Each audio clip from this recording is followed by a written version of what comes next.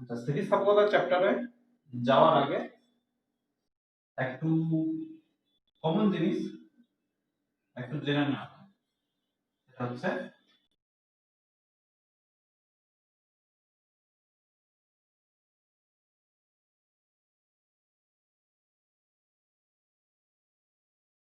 প্রযুক্ত বলের প্রভাব। কোন একটা বস্তুর উপর যদি বাইরে দিক থেকে বল প্রয়োগ করা হয়, তাহলে সেই বলের কি কি প্রভাব বস্তুটার উপর দেখা যেতে পারে। এই প্রযুক্ত বলের প্রভাব একটা অলরেডি পড়া হয়ে আছে, সেটা হচ্ছে কোন একটা বস্তুর উপর যদি বাইরের দিক থেকে বল প্রয়োগ করা হয়, তাহলে বস্তুটার গতীয় অবস্থার পরিবর্তন ঘটতে পারে। গতীয় অবস্থার পরিবর্তন বলতে কি বোঝায়? গতীয় অবস্থা কি? দু ধরনের অবস্থা, একটা গতি একটা স্থিতি। মানে স্থির বস্তুকে গতিশীল করা যেতে পারে কিংবা গতিশীল বস্তুকে স্থির করা যেতে পারে বল প্রয়োগের মাধ্যমে। তার মানে এটা একটা বলের প্রভাব। আরো সহজে বলতে গেলে বলের প্রভাবে কোন একটা বস্তুর মধ্যে হয় ত্বরণ কিংবা মন্দন সৃষ্টি হবে। তাহলে যদি বলতে হয় প্রযুক্ত বলের প্রভাব একটা হচ্ছে, সেটা হচ্ছে গতীয় অবস্থার পরিবর্তন। পরিবর্তন তাহলে এই যে গতীয় অবস্থার যদি পরিবর্তন করতে হয়, তাহলে বস্তুটার উপর একটা বল প্রয়োগ করতে হবে। মানে এই ক্ষেত্রে অতি অবশ্যই লব্ধি বল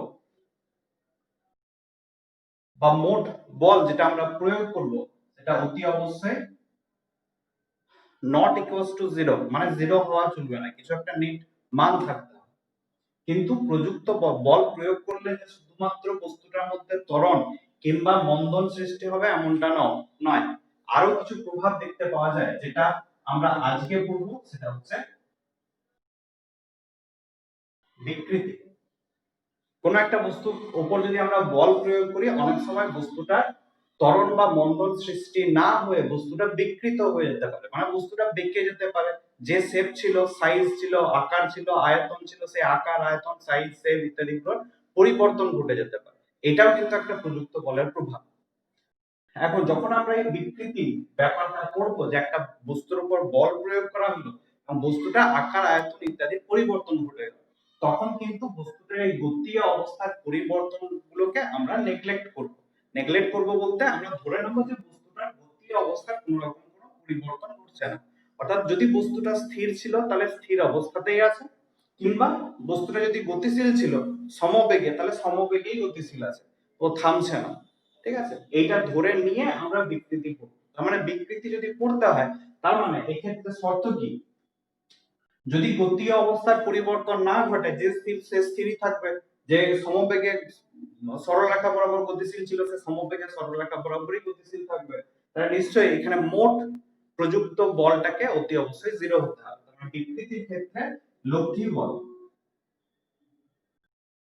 লব্ধি বল এটা অতি অবশ্যই জিরো হবে বলে আমরা ধরে নেব, যাতে গতীয় অবস্থার কোনো পরিবর্তন না ঘটে। এখন লব্ধি বল জিরো হলে কিভাবে একটা বস্তুর বিকৃতি ঘটতে পারে? ধরে নাও একটা বেলুন আছে,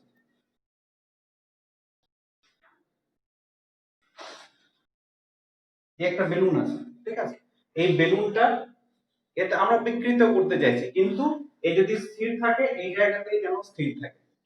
ঠিক আছে, তাই লব্ধি বল জিরো হওয়ার মানে কি? এই দিক থেকে আমরা যতটা বল প্রয়োগ করব, এই দিক থেকে ঠিক ততটাই বল প্রয়োগ করতে হবে, সমান আর বিপরীত দিকে। যদি বল প্রয়োগ করি, তাহলে বেলুনটা যে যে জায়গাগুলোতে বল প্রয়োগ করা হয়েছে সেই সেই জায়গাগুলোতে খানিকটা বিকৃত হয়ে যাবে। এইখানেও খানিকটা হয়তো বিকৃত হয়ে গেল, বাকি স্থানের কোনো পরিবর্তন ঘটবে না। এইভাবে চারিদিক থেকে যদি বস্তুটার উপর সমান আর বিপরীতমুখী বল প্রয়োগ করা যায়, তাহলে পুরো বস্তুটার উপর মোট প্রযুক্ত বলটা জিরো থাকবে। তার মানে গতীয় অবস্থার কোনো পরিবর্তন ঘটবে না, কিন্তু বস্তুটার মধ্যে একটা বিকৃতি সৃষ্টি হয়ে যাবে, আকার, আয়তন, শেপ ইত্যাদি গুলোর পরিবর্তন হয়ে যাবে। এই ঘটনাটাই হচ্ছে আমাদের এই স্থিতিস্থাপকতা চ্যাপ্টারটা পড়ার বিষয়।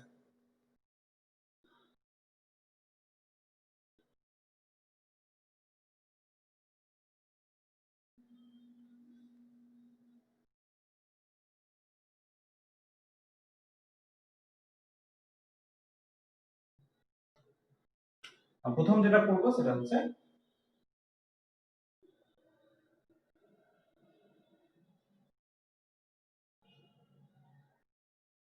স্থিতিস্থাপকতাটা কি, আর কেনই বা স্থিতিস্থাপকতা ধর্মটা সৃষ্টি হয়?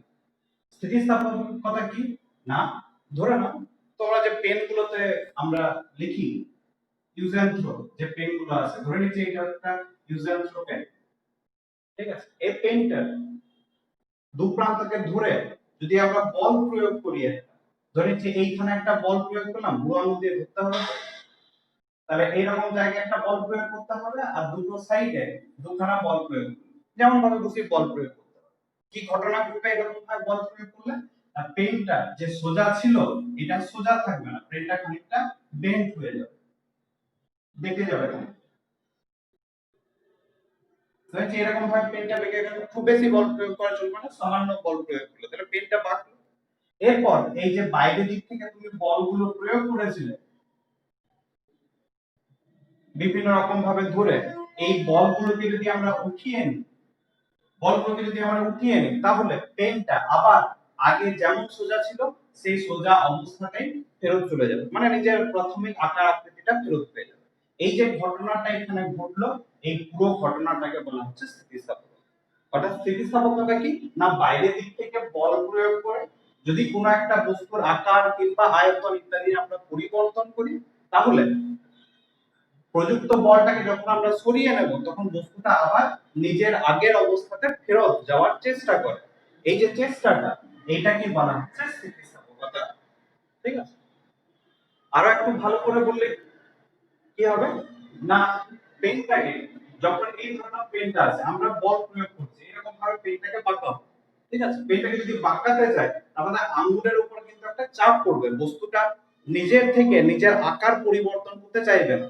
যে তুমি মনে মনে ভাবলে পেনটাকে আমি বেঁকিয়ে দেবো, পেনটাও মনে মনে ভাবছে ঠিক আছে বাঁকাতে চাইছো তো আমি বেঁকে যাবো, এরকম তো ঘটবে না। এটাকে বাঁকাতে গেলে এই কিন্তু একটা বাধার সৃষ্টি করবে তোমার হাতের উপর।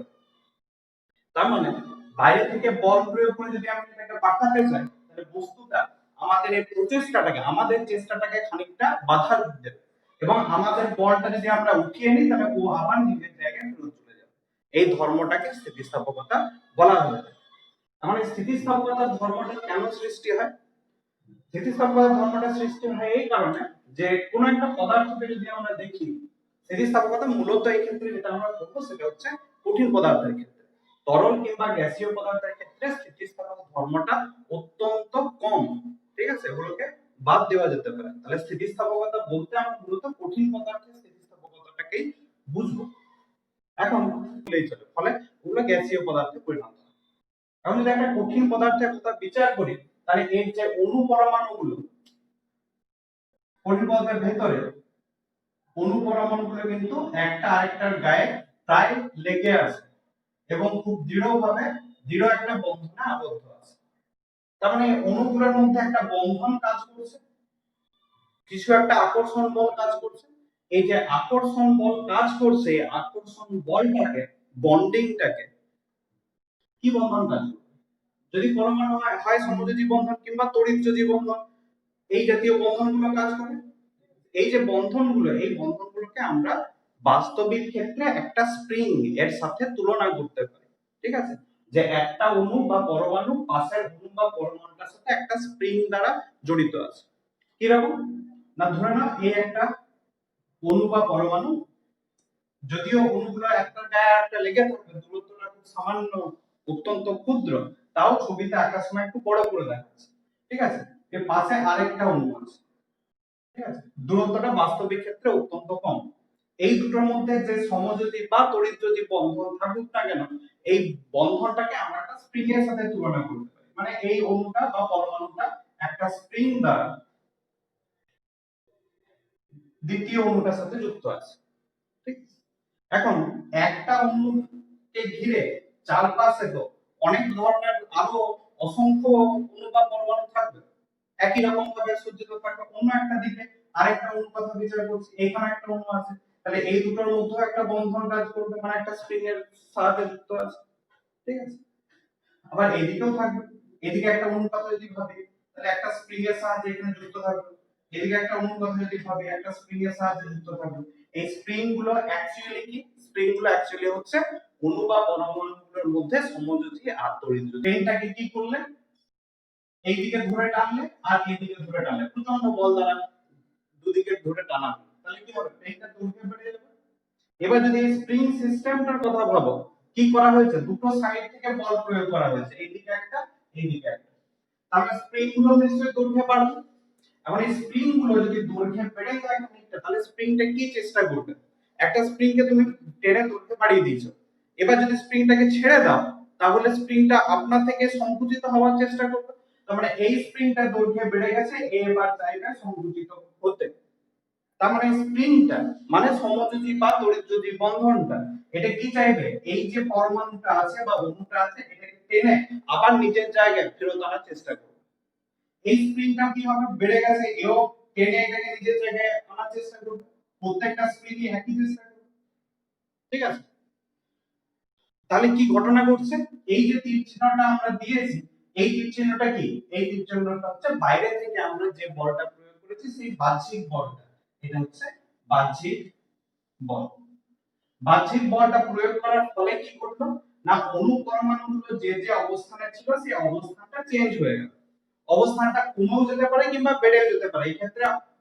দূরত্বটা বেড়ে যাবে বলেই দেখানো হয়েছে যদি বেড়ে যায় তাহলে স্প্রিং গুলোকে টেনে কাছে আনতে চাইবে তার মানে বস্তুটার ভেতরে আমি বাইরে থেকে বল প্রয়োগ করেছি তার প্রভাবে বস্তুটার ভেতরে কিন্তু একটা বলের উদ্ভব হয়ে আছে এই বলটা হচ্ছে প্রতিক্রিয়া বল এই যে এতগুলো বলের সৃষ্টি হলো চারখানা এগুলো হচ্ছে প্রত্যেকটা একটা একটা করে প্রতিক্রিয়া বল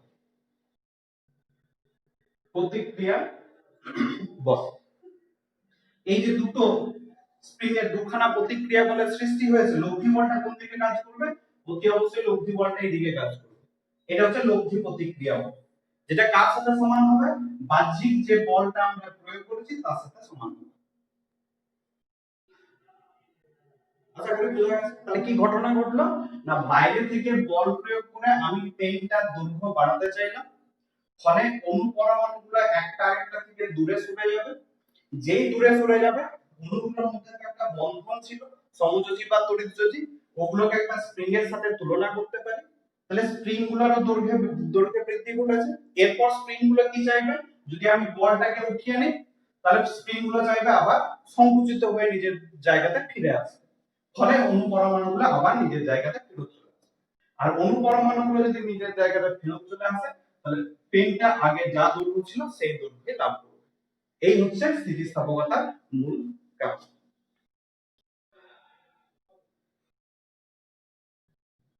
বোঝা গেছে আশা করি যে কেন স্থিতিস্থাপকতাটা সৃষ্টি হয় আবার উল্টো ঘটনাটাও ঘটবে আমি বাহ্যিক বলটা বাইরের দিকে প্রয়োগ করেছিলাম আমি যদি পেনটাকে দু সাইড বরাবর চাপ দিতাম ভেতরের দিকে তাহলে এই বলটাও ঘুরতো ভেতরের দিকে আর এই বাহ্যিক বলটাও ঘুরতো ভেতরের দিকে ভেতর দিকে ঘুরলে কি হবে স্প্রিং গুলো কি হবে সংকুচিত হয়ে যাবে স্প্রিং গুলোকে যদি সংকুচিত করে দাও তারপর ছেড়ে দাও তাহলে স্প্রিং গুলো কি চাইবে আবার প্রসারিত হতে চাইবে তখন স্প্রিংটা কণাটার উপর কোন দিকে বল প্রয়োগ করবে বাইরের দিকে এই স্প্রিংটা কণাটার উপর বাইরের দিকে বল প্রয়োগ করবে তার মানে এই যে প্রতিক্রিয়া বল লব্ধি প্রতিক্রিয়া বলের দিকটাও বাইরের দিকে হবে তাহলে বাহ্যিক যা বল প্রয়োগ করেছিলাম সমান আর বিপরীত মুখে একটা প্রতিক্রিয়া বল বস্তুটার ভেতরেই সৃষ্টি হয়ে গেল এই প্রতিক্রিয়া বলের প্রভাবেই যখন আমরা বাহ্যিক বলটাকে সরিয়ে নেব তখন বস্তুটা আবার নিজের আকার আয়তনটা ফেরত পাবে এই হচ্ছে স্থিতিস্থাপকতা সৃষ্টির পেছনে মূল কারণ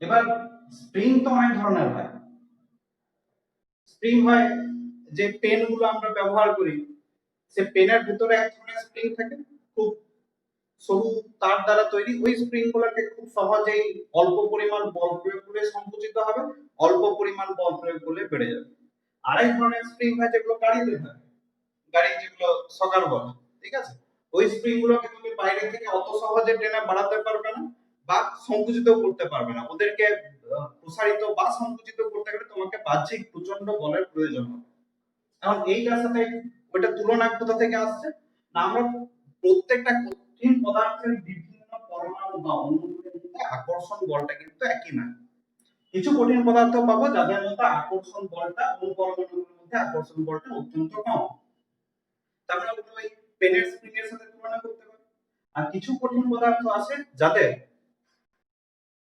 অণু পরমাণুগুলোর মধ্যে আকর্ষণ বলটা অত্যন্ত বেশি, তার মানে গাড়ির স্প্রিং এর সাথে তুলনা করা যায়। ঠিক আছে, যেমন ধরে নাও রবার।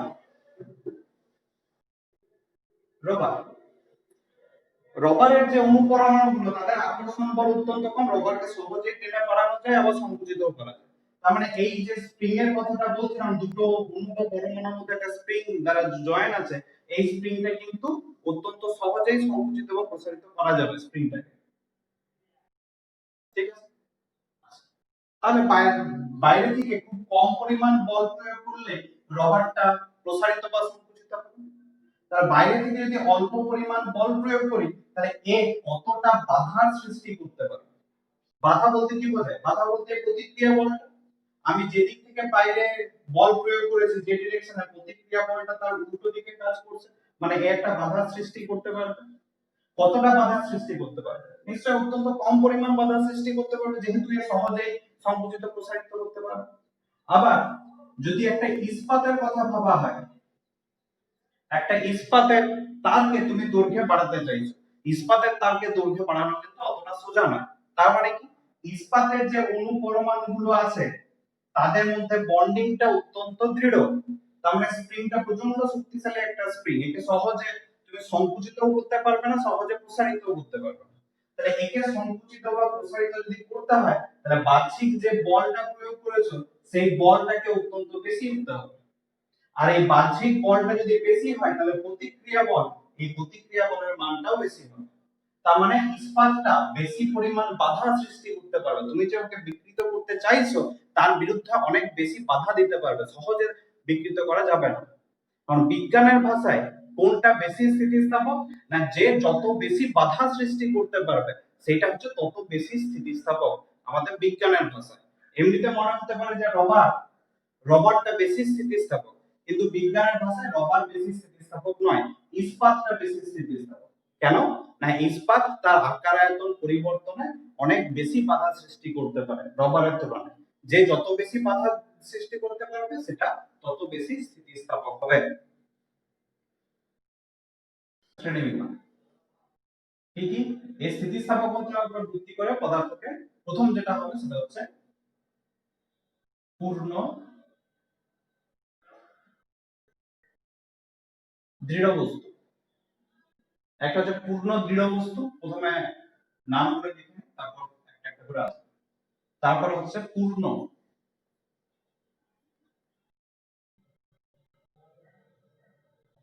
স্থিতিস্থাপক পদার্থ, তারপর হচ্ছে পূর্ণ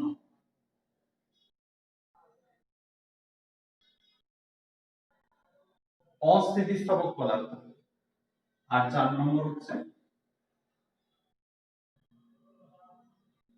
আংশিক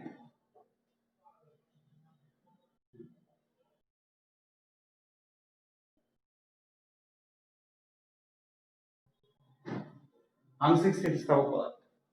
এই 4 ধরনের পদার্থ হয়ে থাকে স্থিতিস্থাপকতার উপর ভিত্তি করে। পূর্ণ দৃঢ় বস্তু কি? পূর্ণ দৃঢ় বস্তুটা এর আগে পড়া হয়েছে দৃঢ় বস্তু ঘূর্ণন চ্যাপ্টারে। পূর্ণ দৃঢ় বস্তু বলতে কি বোঝায়? না একটা বস্তু আছে, একটা বস্তু মানে অসংখ্য কণার সমষ্টি, যে কোনো তিনটে কণা ধরে নিলাম, কারণ কণাগুলোর কিছু একটা পারস্পরিক দূরত্ব আছে, ধরে নিচ্ছি এটা x, এটা y, এটা z। পূর্ণ দৃঢ় বস্তু বলতে আমরা কি বুঝবো? না বাইরের দিক থেকে এর উপর আমি বল প্রয়োগ করলাম যত খুশি, কম হতে পারে কিংবা প্রচন্ড বেশি হতে পারে, বাইরের দিক থেকে বল প্রয়োগ করা সত্ত্বেও যদি অণুগুলোর পারস্পরিক দূরত্বের কোনো পরিবর্তন না ঘটে, কোনো রকম কোনো পরিবর্তন ঘটানো গেল না, তার মানে এটা বিকৃত হবে না। তাহলে সেই জাতীয় বস্তুগুলোকে বলা হচ্ছে পূর্ণ দৃঢ় বস্তু, যাদের বাইরের দিক থেকে বল প্রয়োগ করে কোন রকম আকার আয়তন পরিবর্তন করা যায় না। কিন্তু বাস্তব ক্ষেত্রে পূর্ণ দৃঢ় বস্তুর কোনো অস্তিত্ব নেই, পূর্ণ দৃঢ় বস্তু বাস্তবে পাওয়া যায় না। পূর্ণ স্থিতিস্থাপক পদার্থ বলতে কি বোঝায়? পূর্ণ স্থিতিস্থাপক পদার্থ না কোন একটা বস্তু আছে, ধরে নিচ্ছি রড আছে, রডটাকে কি করা হলো, রডটাকে বাইরের দিক থেকে বল প্রয়োগ করা হলো এবং রডটা ভেঙে গেল, বাইরের দিক থেকে যত খুশি বল প্রয়োগ করতে পারো, কম কিংবা বেশি যাই হোক না কেন, বল প্রয়োগ করলে বেঁকে গেল, প্রযুক্ত বলটা সরিয়ে নিলে ও আবার পুনরায় নিজের যেমন আকার আয়তনে ছিল সেই আকার আয়তনটা আবার ফেরত পেয়ে যাবে সম্পূর্ণ রকম ভাবে। যদি এরকম ঘটনা ঘটে তাহলে সেগুলোকে বলা হচ্ছে পূর্ণ স্থিতিস্থাপক পদার্থ। অর্থাৎ বাইরে থেকে যা খুশি পরিমাণ বল প্রয়োগ করা হোক না কেন, যা খুশি বলতে শূন্য থেকে ইনফিনিটি পর্যন্ত যত খুশি বল প্রয়োগ করো ও বিকৃত হবে, ঠিক আছে, কিন্তু প্রযুক্ত বলটাকে যদি সরিয়ে নেওয়া হয় ও আগে যেমন ছিল পরে আবার সেই অবস্থাতেই ফিরে আসবে, তাহলে সেগুলো হচ্ছে পূর্ণ স্থিতিস্থাপক পদার্থ। যদিও বাস্তবে এরকম পূর্ণ স্থিতিস্থাপক পদার্থ পাওয়া যায় না। পূর্ণ অস্থিতিস্থাপক পদার্থ কি? পূর্ণ অস্থিতিস্থাপক পদার্থ হচ্ছে কোন একটা বস্তু ছিল, বাইরে থেকে বল প্রয়োগ করলে কম কিংবা বেশি যাই হোক ও বিকৃত হয়ে গেল, প্রযুক্ত বলটাকে সরিয়ে নিলে ও যেমন বিকৃত হয়েছিল সেই রকমই বিকৃত থেকে যাবে, কোন রকম আগের অবস্থাতে ফিরে আসার কোন রকম কোন প্রবণতা ও দেখাবে না। মানে যতটা বিকৃতি ওর মধ্যে তুমি সৃষ্টি করেছো ঠিক ততটাই ও বিকৃত অবস্থাতে থেকে যাবে, আগের জায়গায় ফিরে আসার কোনো সম্ভাবনা থাকবে না। সেই জাতীয় পদার্থকে পূর্ণ অস্থিতিস্থাপক পদার্থ বলা হয়। বাস্তবে পূর্ণ অস্থিতিস্থাপক পদার্থ পাওয়া যায় না, যদিও কাদার ডেলাটা হচ্ছে মোটামুটি রকম ভাবে পূর্ণ অস্থিতিস্থাপক পদার্থ। একটা কাদার ডেলাকে যদি তুমি বল প্রয়োগ করো কাদার ডেলাটা থেতলে যাবে কোন একটা জায়গাতে, কিন্তু সেটা আবার পুনরায় আগের জায়গাতে ফেরত আসবে না, তাহলে এটাকে পূর্ণ অস্থিতিস্থাপক পদার্থের মতো ধরে নেওয়া যেতে পারে। আর বাস্তবে যত সমস্ত পদার্থ পাওয়া যায় সবগুলো হচ্ছে আংশিক স্থিতিস্থাপক পদার্থ। আংশিক স্থিতিস্থাপক পদার্থ কি না, একটা পদার্থ আছে কোন একটা, ধরে নিচ্ছি এরকম এরকম তুমি বল প্রয়োগ করলে এর বিকৃত হলো, বেশ খানিকটা বিকৃতি তুমি এর মধ্যে ঘটালে, বাহ্যিক বলটা সরিয়ে নিলে কি হবে, এ আগের জায়গাতে ফিরে আসার প্রবণতা দেখাবে ঠিকই, কিন্তু পুরোপুরি রকম ভাবে ফেরত আসতে পারবে না। যতটা বিকৃতি ওর মধ্যে তুমি সৃষ্টি করেছিলে খানিকটা বিকৃতি কিন্তু ওর মধ্যে থেকে যাবে। এই ধরনের পদার্থগুলোকে বলা হচ্ছে আংশিক স্থিতিস্থাপক পদার্থ।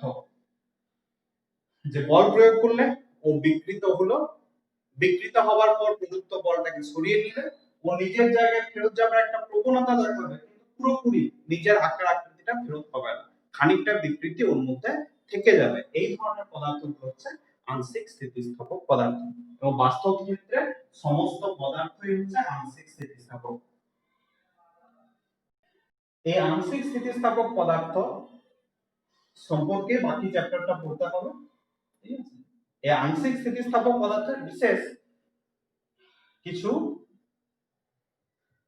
ধর্ম বা বিশেষ একটা বৈশিষ্ট্য কথা আমরা পড়বো, সেটা হচ্ছে স্থিতিস্থাপক সীমা।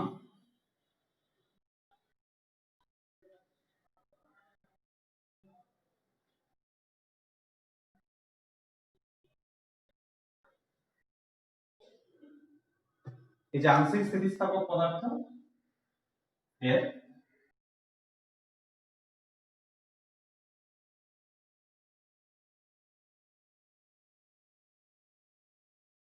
স্থিতিস্থাপক সীমা, স্থিতিস্থাপক সীমা বলতে কি বোঝায় না, ওই যে তোমাদের ইউজ এন্ড থ্রো যে পেন গুলো, ধরেছি এটা একটা ইউজ এন্ড থ্রো পেন, এই ইউজ এন্ড থ্রো পেনটাকে যদি প্রচন্ড পরিমাণ বল প্রয়োগ করো, প্রচন্ড বল প্রয়োগ করো, তাহলে এই কিন্তু সম্পূর্ণ রকম ভাবে একে পাঠিয়ে দেওয়া সম্ভব, যতটা তুমি চাইছো ততটাই একে পাঠিয়ে দেওয়া যাবে। এটা ইউজ এন্ড থ্রো পেনটাকে ধরে নিচ্ছে পাঠিয়ে দিয়েছো, এরপর যদি প্রযুক্ত বলটাকে তুমি সরিয়ে নাও, তাহলে যদি খুব বেশি পাঠিয়ে দাও তাহলে এই কিন্তু আর পুরোপুরি রকম ভাবে সোজা হবে না, খানিকটা বাঁক এর মধ্যে থেকে যাবে, এর নিজের জায়গায় ফেরত যাওয়ার চেষ্টা করবে ঠিকই, কিন্তু খানিকটা বাঁক ওর মধ্যে থেকে যাবে। এখন যদি প্রযুক্ত বলটা বেশি না হয়ে খুব অল্প পরিমাণ বল প্রয়োগ করো, পেনটাকে খুব অল্প পরিমাণ বাঁকিয়ে দিলে সামান্য বল প্রয়োগ করে, তাহলে কি হবে, প্রযুক্ত বলটা সরিয়ে নিলে পেনটা কিন্তু আগে যেমন সোজা ছিল সেরকম সোজাই থেকে যাবে, ঠিক আছে। তার মানে কি ঘটনা ঘটছে না, ধরে নিচ্ছি প্রযুক্ত বল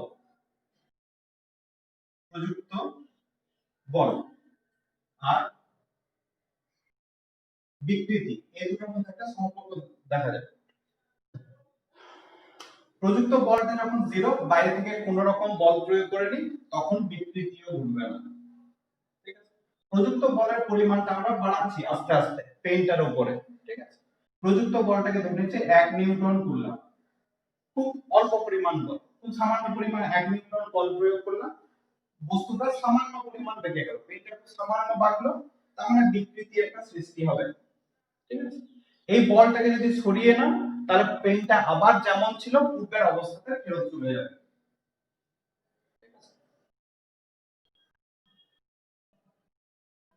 পূর্বের অবস্থাতে আবার ফেরত চলে যাবে। তার মানে এই ধর্মটা কার সাথে মিল খাচ্ছে? এই ধর্মটা কিন্তু পূর্ণ স্থিতিস্থাপক পদার্থের সাথে মিল খাচ্ছে, যে বাইরে থেকে বল প্রয়োগ করলাম, বিকৃত হলো, বলটাকে সরিয়ে দিলাম, ও আবার নিজের আকার আয়তন ফেরত পেয়ে যাবে। এইভাবে প্রযুক্ত বলটাকে যদি আমরা বাড়াতে থাকি, আরো একটু বাড়ালাম, 2 নিউটন বল প্রয়োগ করলাম, এ আরো একটু বেশি বিকৃত হলো, সামান্য বিকৃত হলো কিন্তু আগের তুলনাতে বেশি, প্রযুক্ত বলটাকে সরিয়ে নাও, ও আবার নিজের জায়গায় ফেরত চলে যাবে। কিন্তু এটা বেশিক্ষণ ঘটবে না, ধরে নিচ্ছি 5 নিউটন পর্যন্ত যদি বল প্রয়োগ করি তাহলে ও বিকৃত হবে, আর প্রযুক্ত বলটাকে সরিয়ে নিলে ও আবার নিজের জায়গায় ফেরত চলে যাবে যেমন আকার আয়তন ছিল। কিন্তু যদি প্রযুক্ত বলটাকে খুব বেশি বাড়িয়ে দিই, 5 নিউটনের থেকে বেশি বাড়িয়ে দিই, তাহলে 6 নিউটন বল প্রয়োগ করলাম, ও বিকৃত হলো, কিন্তু এই বলটাকে যখন সরিয়ে দেব ও পুরোপুরি রকম ভাবে নিজের জায়গায় আর ফেরত আসবে না, খানিকটা বিকৃতি ওর মধ্যে থেকে যাবে, খানিকটা বিকৃতি থেকে যাবে।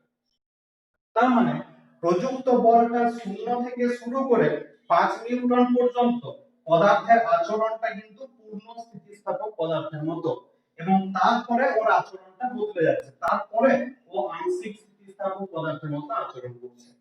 এই যে প্রযুক্ত বলটা 0 থেকে 5 নিউটন পর্যন্ত বাড়ালে ও পূর্ণ স্থিতিস্থাপক পদার্থের মতো আচরণ করছে, এইটাকে বলা হচ্ছে স্থিতিস্থাপক সীমা, ঠিক আছে। যে 5 নিউটন পর্যন্ত বস্তুটা পূর্ণ স্থিতিস্থাপকের মতো আচরণ করবে, তারপরে যদি প্রযুক্ত বলটাকে বাড়ানো হয় তাহলে তার আংশিক স্থিতিস্থাপক ধর্মটা দেখতে পাওয়া যাবে। তার মানে এই 0 থেকে 5 নিউটন পর্যন্ত বস্তুটাকে আমরা পূর্ণ স্থিতিস্থাপক বস্তুর মতো ধরে নিতে পারি।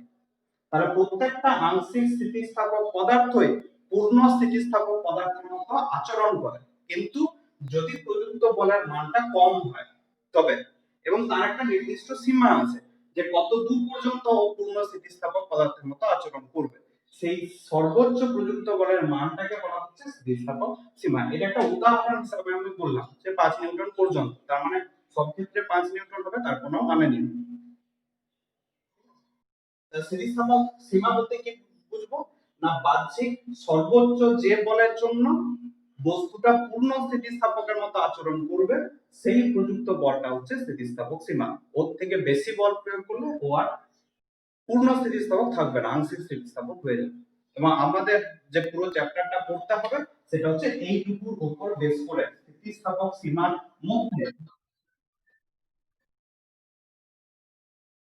এই প্রসেসের বিকৃতি, ঠিক আছে। আমরা যা কিছু পড়বো আবার বলে রাখছি, সেটা হচ্ছে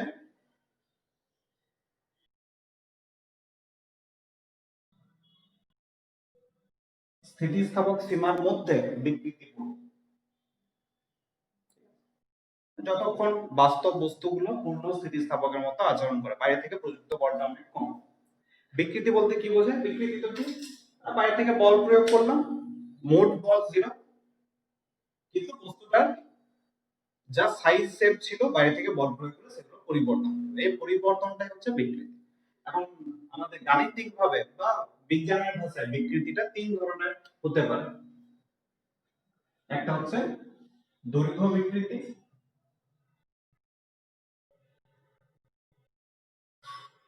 2 নম্বর হচ্ছে আয়তন বিকৃতি,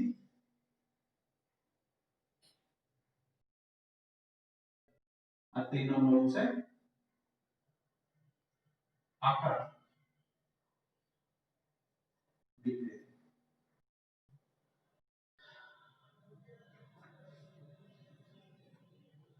দৈর্ঘ্য বিকৃতি কি না, বাইরে থেকে বল প্রয়োগ করব, বস্তুটার দৈর্ঘ্যের পরিবর্তন ঘটবে।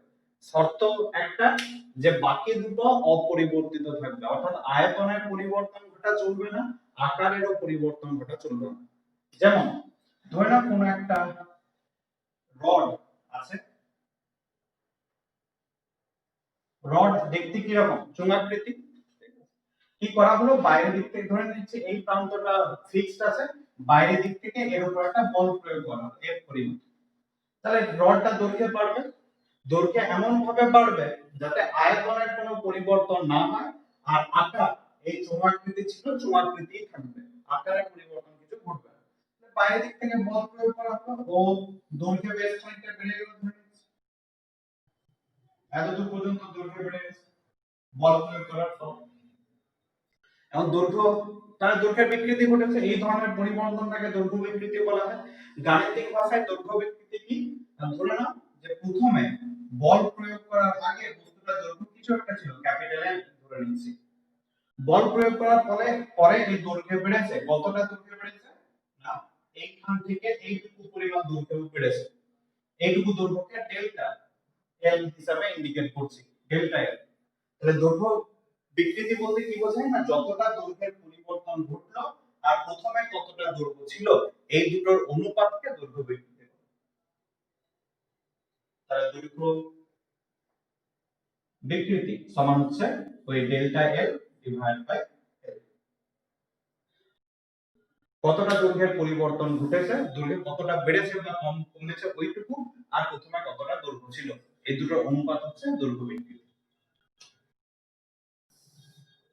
আচ্ছা, দৈর্ঘ্য বিকৃতি এর একক মাত্রায় কি হবে, একক মাত্রা, হ্যাঁ উপরেরটা দৈর্ঘ্য নিচেরটা দৈর্ঘ্য, মানে ক্যান্সেল করে যাবে, এককও থাকবে না আর মাত্রাও থাকবে না, দুটোই নেই। একই রকম ভাবে আয়তন বিকৃতি বলতে কি বোঝায়, আয়তন বিকৃতি হচ্ছে ধরে নাও কোন একটা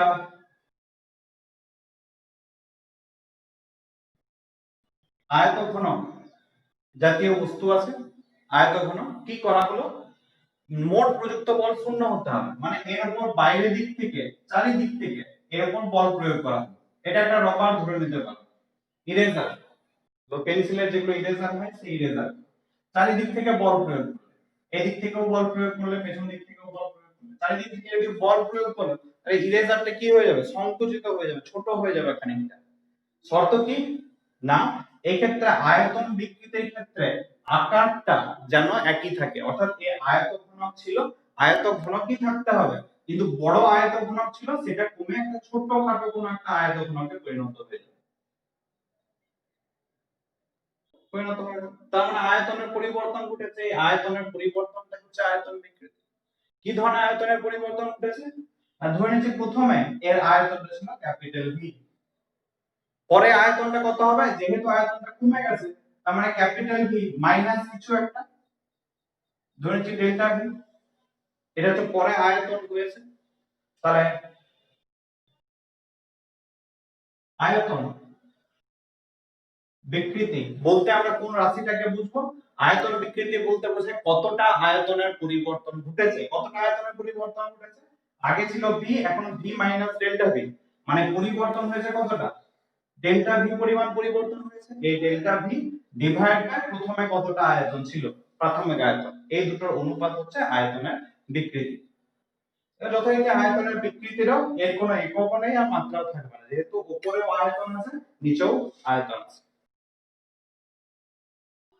এখন এই দুটো থেকে সম্পূর্ণ আলাদা হচ্ছে আকার বিকৃতিটা। আকার বিকৃতিটা কেমন, না ধরে নাও যে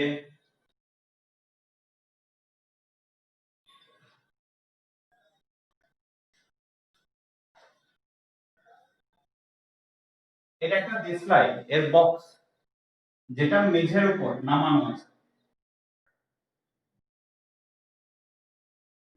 এটা হচ্ছে মেঝে, মেঝের উপর দেশলাইয়ের বক্সটা নামানো আছে। এখন বক্সের ঠিক উপরের প্রান্তটায় যদি আমরা একটা বল প্রয়োগ করি বাইরের দিক থেকে, ঠিক উপরের প্রান্তটাতে একটা বল প্রয়োগ করলাম, নিচের প্রান্তটা ফিক্স এর চলবে না, উপরের প্রান্তটা যদি বল প্রয়োগ করি তাহলে দেশলাই বাক্সটা নিচের প্রান্তটা যেমন ছিল তেমনই থাকবে, শুধুমাত্র উপরের প্রান্তটা খানিকটা বেঁকে যাবে। তার মানে এইরকম একটা ডটেড লাইনটা যেমন আঁকা হয়েছে এরকম একটা শেপ গিয়ে পড়ে দাঁড়াবে, এটা হচ্ছে আকারের পরিবর্তন। কি ধরনের আকারের পরিবর্তন ছিল, না বাইরের দিক থেকে যদি দেখা হয় এটা একটা আয়তাকার শেপ ছিল, কোন একটা সাইড থেকে দেখলে, কিন্তু এখন আর আয়তাকার শেপ নেই, আয়তাকার শেপটা চেঞ্জ হয়ে গেছে, তাহলে এটা আকারের পরিবর্তন ঘটেছে। এই হচ্ছে আকারের বিকৃতি। কিন্তু গাণিতিকভাবে আকারের বিকৃতি বলতে কি বুঝবো? গাণিতিকভাবে আকারের বিকৃতি বলতে বোঝায় যে দেখো নিচের তলটা একদম যেমন ছিল সেই রকম অবস্থানেই আছে, ঠিক আছে? এই অবস্থানের সাপেক্ষে কোন একটা বিন্দুকে ধরে নাও, এই বিন্দু, ঠিক আছে? এই বিন্দুটা আগে যে জায়গায় ছিল এখনো ঠিক একই জায়গাতে আছে। এরপর যে তলটা স্থির আছে তার ঠিক বিপরীত দিকে কোন একটা তলের কথা হবে, এইখানে কোন একটা তলের উপর একটা বিন্দুর কথা ভাবছি, এই বিন্দুটা, এই বিন্দুটা কিন্তু আগে যে জায়গায় ছিল এখন সেই জায়গায় নেই, আগে ছিল এই জায়গাতে।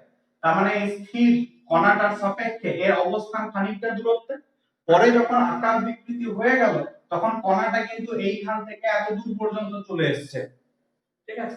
তাহলে এই যে সরণটা ঘটেছে এটা কোন একটা স্থির বিন্দুর সাপেক্ষে যে পরিমাণ কোণ উৎপন্ন করলো সেই কোণটাকে আকার বিকৃতির পরিমাপ হিসেবে ধরা হয়, যে কতটা কোণে ও বেঁকে গেছে, এই থিটাটা হচ্ছে আকার বিকৃতি। এখন বস্তুটা এই বরাবর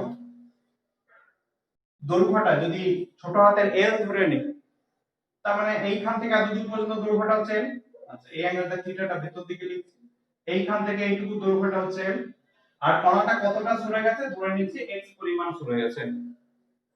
তাহলে আকার বিকৃতি হচ্ছে এই থিটা অ্যাঙ্গেলটা। আকার বিকৃতিকে তোমার ভালো ভাষায় বলা হয় ক্রিন্তন বিকৃতি। ক্রিন্তন বিকৃতি, ক্রিন্তন বিকৃতি কত হবে? ক্রিন্তন বিকৃতি মানে হচ্ছে ওই থিটা অ্যাঙ্গেলটাকে ক্রিন্তন বিকৃতি পরিমাপ হিসেবে ধরা হয়। এখন এই যে ছোট্ট ত্রিভুজটা সৃষ্টি হয়েছে, ত্রিভুজ থেকে যদি আমরা tan থিটা বার করি, tan থিটা সমান লম্ব বাই অতিভুজ, এই ত্রিভুজটা থেকে লম্ব হচ্ছে x আর বাই অতিভুজ, অতিভুজ কোনটা, সরি লম্ব বাই ভূমি, ভূমি কোনটা, ভূমি হচ্ছে l টা, তাহলে tan থিটা সমান x বাই l। এখান থেকে থিটা পেয়ে যাব। এখন যদি থিটাটা অত্যন্ত ক্ষুদ্র হয়, অত্যন্ত ক্ষুদ্র, খুব ক্ষুদ্র, তাহলে tan থিটার জায়গায় থিটা লিখতে পারি, থিটা সমান হবে x বাই l। একটাই শর্ত, থিটাটা যদি অত্যন্ত ক্ষুদ্র হয় তবে। থিটা অত্যন্ত ক্ষুদ্র হলে tan থিটাকে থিটা লেখা যায়, থিটা সমান x বাই l, এবং এইটাই হচ্ছে ক্রিন্তন বিকৃতির পরিমাপ। নেক্সট আসলে পীড়ন। পীড়ন বলতে কি বোঝায়?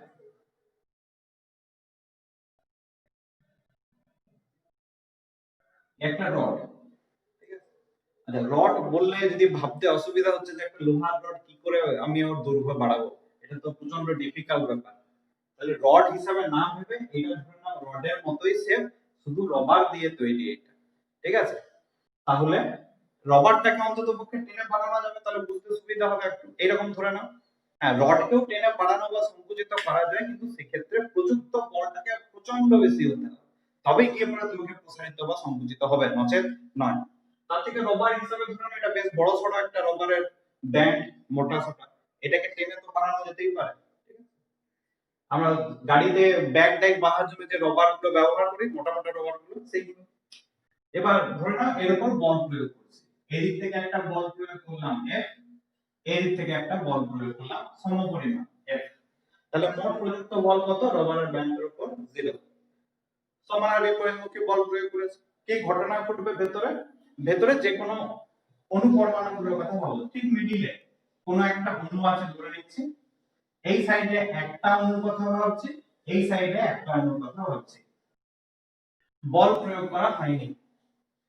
প্রথমে কি আছে, অণুগুলোর একটা দৃঢ় বন্ধন দ্বারা আবদ্ধ আছে, এই বন্ধনগুলোকে বললাম এক একটা স্প্রিং এর সাথে তুমি তুলনা করতে পারো। এই একটা স্প্রিং এর দ্বারা যুক্ত আছে, এই দিকে একটা স্প্রিং দ্বারা যুক্ত আছে।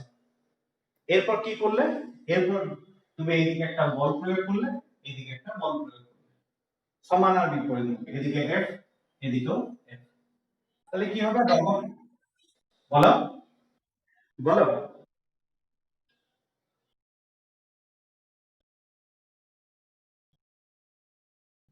গোলগুলো হচ্ছে পদার্থটার ভেতরে এক একটা অণু বা পরমাণু গুলোকে এঁকেছে, ঠিক আছে?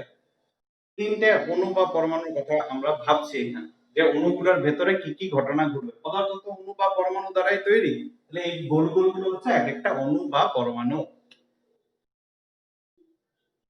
বাইরের থেকে বল প্রয়োগ করা হলো, তাহলে রবারের যে ব্যান্ডটা ছিল সেই রবারের ব্যান্ডটা দৈর্ঘ্যে বেড়ে যাবে। দৈর্ঘ্য যদি বেড়ে যায় তাহলে অণুগুলোর কি অবস্থায় পরিবর্তন ঘটলো, এইখানে মিডিল অণুটা যেখানে ছিল সেখানেই থাকবে, এই যে অণুটা এটা সামান্য খানিকটা দূরে সরে যাবে, এই অণুটাও সামান্য খানিকটা দূরে সরে যাবে। তাহলে যে স্প্রিংটা দ্বারা যুক্ত ছিল, স্প্রিংটা আপাতত দৈর্ঘ্যে বেশ খানিকটা বেড়ে গেছে। কি করা হয়েছে, বাইরের দিক থেকে বল প্রয়োগ করেছে, এদিকে আর এইদিকেও এর পরিমাণ, তাহলে স্প্রিংটা দৈর্ঘ্যে বেড়ে গেছে। এখন স্প্রিংটা কি চেষ্টা করবে, এই অণুটার কথা বিচার করো, স্প্রিংটা তো বড় হয়ে গেছে, তাহলে স্প্রিংটা চেষ্টা করবে এই অণুটাকে বিপরীত দিকে টানতে, সংকুচিত হতে চাইবে স্প্রিংটা। তার মানে এই যে বন্ধনটা রয়েছে দুটো অণু বা পরমাণুর মধ্যে, এই বন্ধনটা চাইবে এই অণুটা যে দূরে সরে গেছে এইটাকে আবার আগে যেখানে ছিল সেইখানে ফিরিয়ে আনতে। এই যে ভেতরে একটা বলের সৃষ্টি হচ্ছে, এই বলটা হচ্ছে প্রতিক্রিয়া বল। প্রতিক্রিয়া বল, ক্রিয়া কোনটা, কার প্রভাবে এটা সৃষ্টি হয়েছে, এইটা বাইরের দিক থেকে যে বলটা প্রয়োগ করেছে সেটা হচ্ছে ক্রিয়া বল। ক্রিয়া বল, এই প্রতিক্রিয়া বলটার প্রভাবে কি ঘটবে না, এই যা দৈর্ঘ্যে বাড়াত্ম বেড়ে গেছে, ঠিক আছে, স্প্রিংটা দৈর্ঘ্যে বেড়ে গেছে, এরপর যদি এই বলটাকে আমরা সরিয়েও নিই, বাইরে দিক থেকে প্রযুক্ত বলটাকে আমরা সরিয়ে নিলাম দুটো সাইড থেকে, কিন্তু স্প্রিং তো সেই বড় অবস্থাতেই আছে, এরপর কি চাইবে, এরপর স্প্রিংটা চাইবে ছোট হতে, তা ওইদিকে বলটাকে সরিয়ে নিয়েছি, তাহলে ছোট হওয়ার জন্য কি কোনটা কাজ করবে, প্রতিক্রিয়া বল। এই প্রতিক্রিয়া বলটার প্রভাবে স্প্রিংটা আস্তে আস্তে আস্তে অনুটাই দিকে সরে আসবে এবং এ আগে যা দৈর্ঘ্য ছিল সেই পূর্বে দৈর্ঘ্যটা ফিরে আসবে। এই প্রতিক্রিয়া বলটাকেই বলা হচ্ছে এই পীড়ন, কিন্তু পুরো প্রতিক্রিয়া বলটাকে বলা হয় না। কাকে পীড়ন বলে না, এই যে বলটা কাজ করছে, যদি প্রস্থচ্ছেদ নিয়ে নিই, মাঝখানে কেটে দিই, তাহলে প্রতি একক ক্ষেত্রফলে যতটা প্রতিক্রিয়া বল কাজ করবে সেই প্রতিক্রিয়া বলটা হচ্ছে পীড়ন। তাহলে পীড়ন সমান হচ্ছে প্রতি একক ক্ষেত্রফলে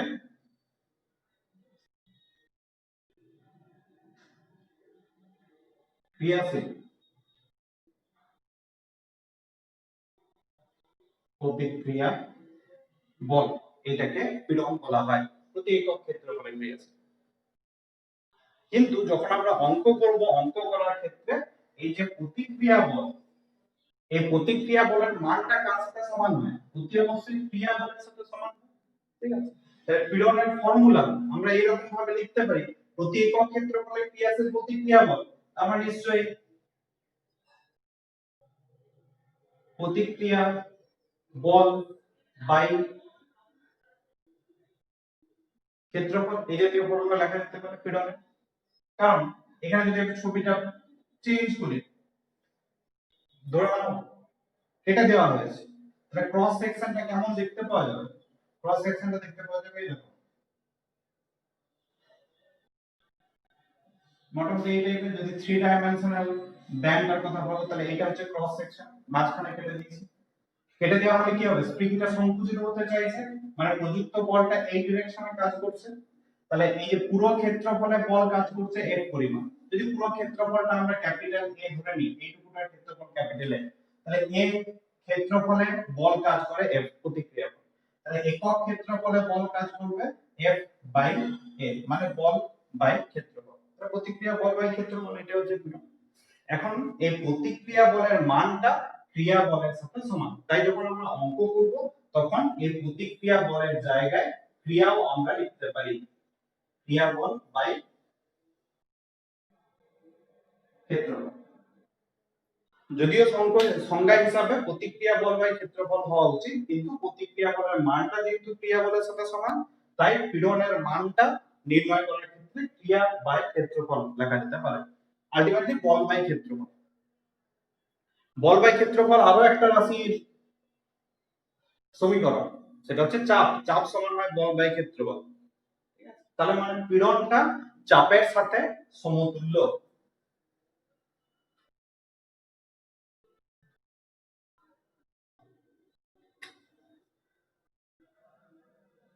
তাহলে পীড়ন এটা ইকুইভ্যালেন্ট হচ্ছে চাপ।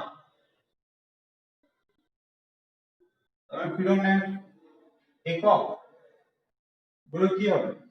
বল বাই ক্ষেত্রফল, সেহেতু সিজিএস পদ্ধতি যদি নাও তাহলে টাইম পার সেন্টিমিটার, আর এসআই পদ্ধতি যদি নাও তাহলে নিউটন, সরি, টাইম পার সেন্টিমিটার স্কয়ার, এসআই পদ্ধতি নিলে নিউটন পার মিটার স্কয়ার। এদিকে আর যদি মাত্রা নির্ণয় করতে চাও, মাত্রা, বলের মাত্রা হচ্ছে M L T to the power minus 2, আর ক্ষেত্রফলের মাত্রা হচ্ছে এল স্কয়ার, ভাগ করলে M L to the power minus 1 T to the power minus 2। এই হচ্ছে পীড়নের মাত্রা। এক প্রকারের হয়, একটু দেখে নাও। এটা ধরে নাও ওই রবারের ব্যান্ডটা থ্রি ডাইমেনশনাল যদি ভাবো, তাহলে এরকম, এটা হচ্ছে রবারের ব্যান্ড। ঠিক আছে, সাইড থেকে তুমি বল প্রয়োগ করেছো, এদিকে একটা দৈর্ঘ্য বাড়বে, যা আগে ঘটনাটা বললাম, ফলে এর মধ্যে একটা প্রতিক্রিয়া বলের সৃষ্টি হয়ে যাবে। এখন এর ভেতরে যে কোনো একটা ক্রস সেকশনের কথা ভাবো, যে কোনো রকম, ধরে নিচ্ছি একটা হেলানো এরকম ভাবে কেটে দিচ্ছি, কোনাকুনি টেনশন ভাবে কেটে দিচ্ছি, এরকম ভাবে কেটে দিচ্ছি, কেটে দিলে ওই সাইডটা বাদ দিয়ে দাও।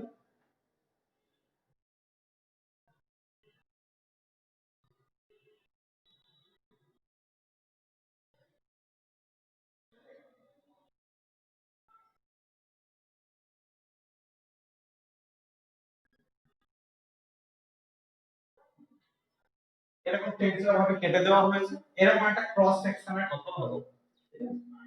এখন যে প্রতিক্রিয়া বলটা কোন দিকে কাজ করবে? বলটা এই দিকে প্রয়োগ করেছে, তাহলে প্রতিক্রিয়া বলটা নিশ্চয়ই বিপরীত দিকে কাজ করবে, এই দিকে প্রতিক্রিয়া বলটা কাজ করছে কোন ক্ষেত্রফলের উপর? এরকম যে টেনশন ভাবে কেটে দিচ্ছি, এই ক্ষেত্রফলটার উপর প্রতিক্রিয়া বলটা কাজ করছে। এখন এই প্রতিক্রিয়া বলটাকে দুটো ভাগে ভেঙে দেওয়া যায়। কি রকম? এই যে টেনশন ভাবে কেটে দিয়েছি, এই তলটার সাথে লম্বভাবে একটা উপাংশ পাবে, এইদিকে ধরে নিচ্ছি, লম্বভাবে একটা উপাংশ পাবে, আরেকটা উপাংশ পাবে এই তলটা ঠিক সমান্তরালে আরেকটা উপাংশ। দুটো উপাংশ ভেঙে দেওয়া আছে। ঠিক আছে, এই যে উপাংশটা এই ক্রস সেকশনটার সাথে লম্বভাবে কাজ করছে, এটাকে বলা হয় অভিলম্ব পীড়ন। অভিলম্ব পীড়ন প্রতি একক ক্ষেত্রফলে পীড়নের কথা বলছি। এটা হচ্ছে মোট পীড়ন, এর দুটো উপাংশ, একটা যে ক্রস সেকশনটার কথা আমরা ভাবলাম তার সাথে লম্বভাবে ক্রিয়াশীল একটা উপাংশ পাবো, এটা হচ্ছে অভিলম্ব পীড়ন। আরেকটা এর স্পর্শক বরাবর একটা উপাংশ পাবো, বা তল বরাবর একটা উপাংশ পাবো, এটা হচ্ছে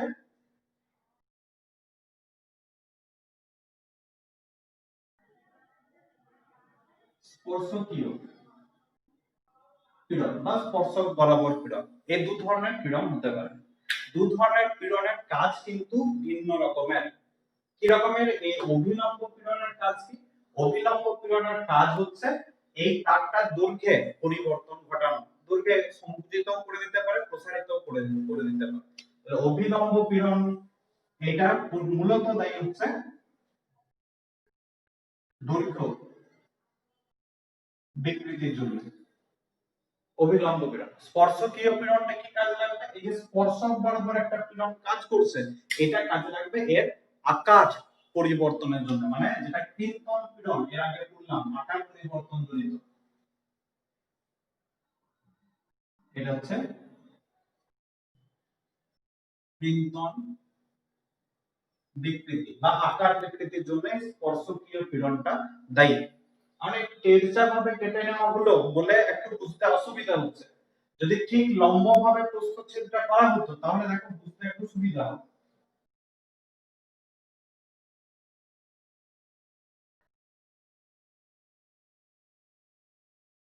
এইটা ঠিক লম্বভাবে প্রস্থচ্ছেদ করা হচ্ছে, ঠিক আছে? এখন ধরে নাও কোনো কারণে তোমার এই যে মোট পীড়নটা কোনো মানে লম্বভাবে কাজ না করে কোনো একটা অ্যাঙ্গেল বরাবর কাজ করছে, থ্রি ডাইমেনশনাল তো আঁকাটা একটু মুশকিল, এই দিক বরাবর পীড়নটা কাজ করছে। এই পীড়নের দুটো উপাংশ, একটা এর সাথে লম্বভাবে থাকবে, একটা এর সাথে স্পর্শক বরাবর থাকবে, ঠিক আছে? এইটা হচ্ছে মোট পীড়ন।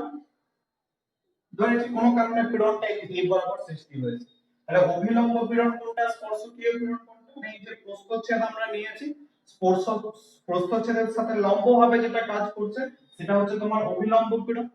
আর স্পর্শকীয় পীড়ন কোনটা? এইটা হচ্ছে স্পর্শকীয় পীড়ন। অভিলম্ব পীড়নটা কি কাজ করবে?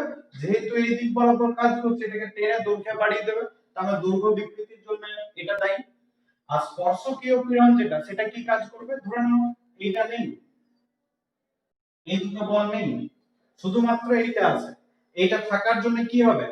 ওই যে দেশলাইয়ের বক্সের উদাহরণটা দিলাম, ঠিক উপরটাতে একটা বল প্রয়োগ করা হয়েছে, ফলে শেপটা চেঞ্জ হয়ে যাবে, খানিকটা বেঁকে যাবে। তাহলে এই বলটার প্রভাবে কি ঘটনা ঘটবে? না, এই তলটা যেখানে ছিল সেখানেই থাকবে, বাকিটা একটু এই সাইডে বেঁকে যাবে, এরকম ভাবে। তার মানে আকার পরিবর্তন হওয়ার একটা চেষ্টা করবে। তাই এই স্পর্শকীয় পীড়নটা হচ্ছে কৃন্তন বিকৃতি বা আকার বিকৃতির জন্য দায়ী। বাকি ছবিটা এরকম ছিল।